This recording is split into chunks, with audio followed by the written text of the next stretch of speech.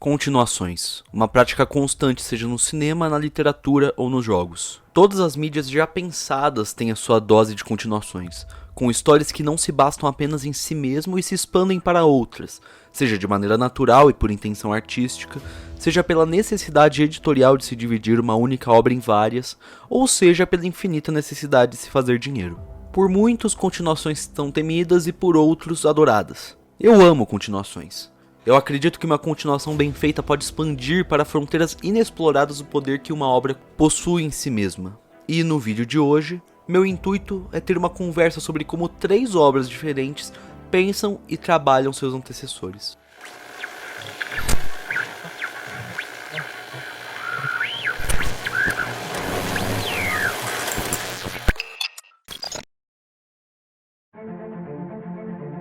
Reencontramos Peter Parker pouco depois de suas aventuras no primeiro filme. Ali, havíamos visto o desenrolar da vida desse personagem desde antes de ser picado por uma aranha radioativa até seu fatídico confronto com Norman Osborn, pai de seu melhor amigo e o super vilão do Duende Verde, onde este morre pelo próprio planador. Ao fim do filme, Peter tem de lidar com o ódio de Harry Osborn, seu melhor amigo, pelo seu alter ego e pela necessidade de negar o amor de sua vida Mary Jane Watson. Homem-Aranha 2 coloca o herói em uma posição na qual ele precisa lidar com as escolhas feitas na obra anterior.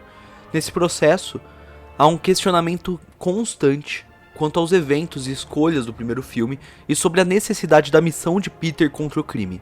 Negar tal missão o coloca no caminho de questionar sua própria existência e tudo o que perdeu, em um processo gradual que o leva a aceitar a si mesmo enquanto o herói conseguir, enfim, balancear as duas vidas. O final do filme, porém, mostra uma Mary Jane triste vendo balançar pela cidade enquanto Homem-Aranha. Há incerteza e uma breve tristeza que se salienta que, enquanto for Homem-Aranha, esse Peter Parker nunca poderá viver sua vida mundana por inteiro. Mas a escolha foi feita de modo definitivo e as consequências disso virão em Homem-Aranha 3. Apesar de muito falho, o filme aborda temas interessantes quanto ao erro e ao perdão. Todos os personagens falham aqui. Peter enquanto namorado e enquanto herói, Mary Jane enquanto namorada e amiga, Harry enquanto amigo, Flint Marko enquanto pai e homem, e Ed de todas as formas possíveis. Todos, menos Ed, de certa forma compreendem seus erros e são perdoados uns pelos outros. O ser o Homem-Aranha que começa como algo glamuroso, com a maior dádiva que qualquer um poderia receber, e que alça o estrelato que outrora se considerou o maior dos fracassados. Mas vemos mais uma vez que tudo contém um preço, e se a trilogia de Sam Raimi fala sobre algo é sobre o preço que se paga por ser um herói. Para Sam Raimi, em seus filmes, alçar a glória e a bondade enquanto Homem-Aranha possui um constante senso de tragédia que não condiz com todas as abordagens do Teioso, em especial nos quadrinhos, mas acaba funcionando muito bem aqui, apesar dos deslizes. Homem-Aranha 2 e 3 são continuações que apostam na continuação de seus temas, evoluindo as situações e as envolvendo com diferentes dilemas, mas mantendo um mesmo senso bem objetivo quanto ao que se quer dizer. Enquanto obras, elas são semelhantes em diversos aspectos, como a apresentação e derrota de seus vilões, os arcos de ascensão e queda de seus protagonistas, o uso do interesse romântico seguindo uma similar cartilha de eventos. Os 3 filmes de Sam Raimi são, de muitas formas, o mesmo filme com roupagens diferentes, e isso não é nada ruim. Talvez com exceção do 3, que, apesar de eu ainda amar muito, devo reconhecer que falha ao apostar no excesso, ao invés da simplicidade de seus 2 antecessores. Apesar disso, são bons exemplos de continuações que preferem prosseguir com os temas e cartilhas de seu primeiro filme, sem tentar reinventá-los ou questioná-los de maneira constante, mas sim reforçá-los.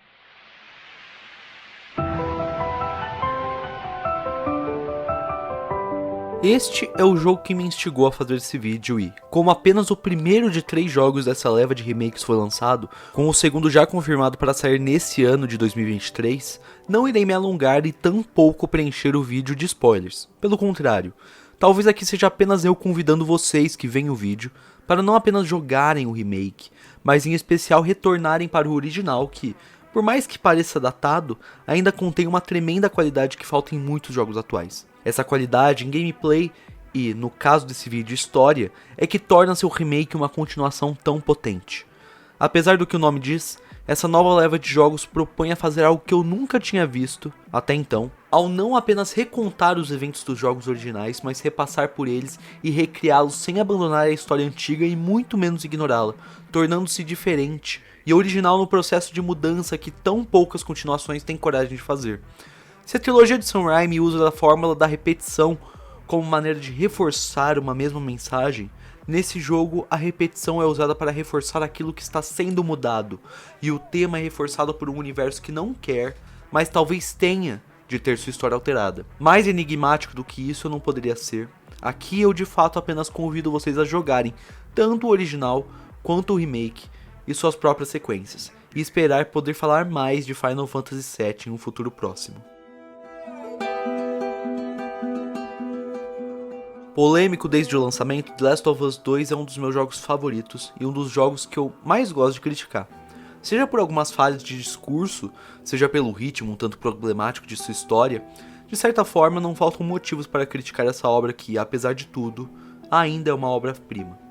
Uma obra-prima falha que é sequência, para mim, de outra obra-prima, talvez muito mais como narrativa do que jogo, e que contém uma das relações mais sinceras do mundo dos jogos. Essa relação que é construída com carinho e parcimônia em um primeiro jogo, para em seu segundo ser destruída de muitas maneiras e analisada de diferentes óticas. The Last of Us 2 tem uma história que ressignifica cada momento de seu primeiro jogo, ao ponto de que revisitar The Last of Us 1 nunca poderia ser o mesmo depois daquilo que se vê em sua sequência.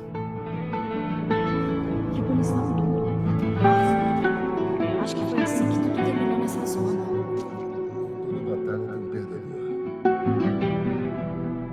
E isso é algo difícil de fazer.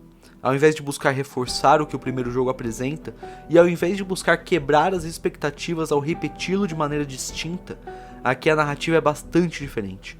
E quando retornamos ao lugar familiar que o primeiro jogo apresenta, com a relação de Joel e Ellie, é sempre com o intuito de dar novas camadas as quais nunca poderão ser ignoradas, criando uma história fechada que não se distingue 1 e 2. E talvez essa seja a dor de muitas pessoas que desgostam do segundo jogo, porque, uma vez mostrado ao mundo, esse é o tipo de história que, independente de suas falhas, marcou aqueles que as vivenciaram.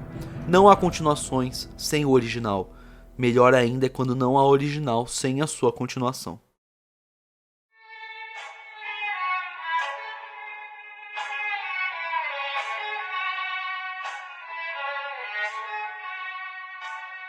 Há ainda mais tipos de continuações, obras que possuem múltiplos volumes, mas em que uma história não afeta a outra. Obra em que a continuação é apenas um mais do mesmo, com mais explosões, mas acho que esses são 3 bons exemplos de continuações que se distinguem. E eu quero saber o que vocês acham nos comentários, quais continuações vocês acham que são tão impactantes quanto o original, ou até o superam. Peço que deixem o like, compartilhem o vídeo e assinem o canal. Um grande abraço e sigam com suas leituras.